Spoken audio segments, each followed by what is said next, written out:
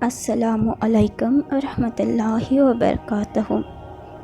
اعوذ باللہ من الشیطان الرجیم، بسم اللہ الرحمن الرحیم۔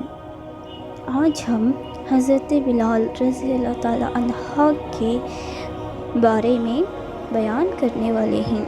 حضرت بلال حبشی نبی کریم صلی اللہ تعالیٰ علیہ وسلم کے دنیا سے پردہ فرمانے کے بعد حضرت بلال رضی اللہ تعالیٰ عنہ شام چلے گئے اور وہیں بس گئے۔ ایک عرصے کے بعد خواب میں نبی پاک صلی اللہ تعالیٰ علیہ وسلم کی زیارت ہوئی اور فرمایا، بلال ہمیں ملنا ہے کیوں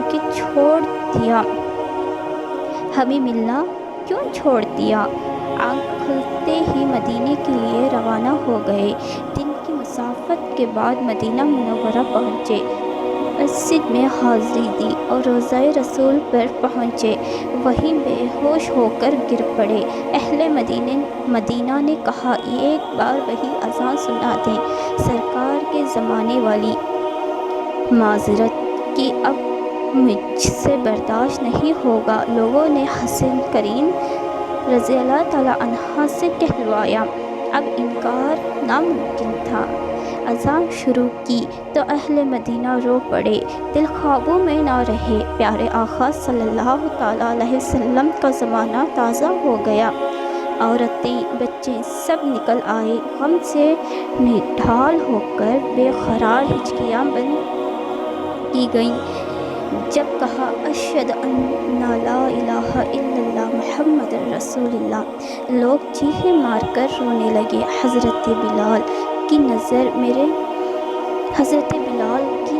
ممبر رسول پر پڑی۔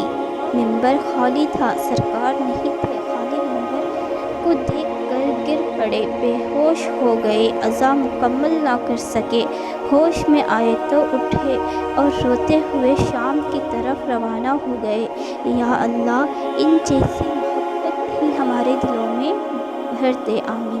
یا اللہ، ان کی جیسی محبت ہمارے دلوں میں بھی بھر دے، آمین ثم آمین۔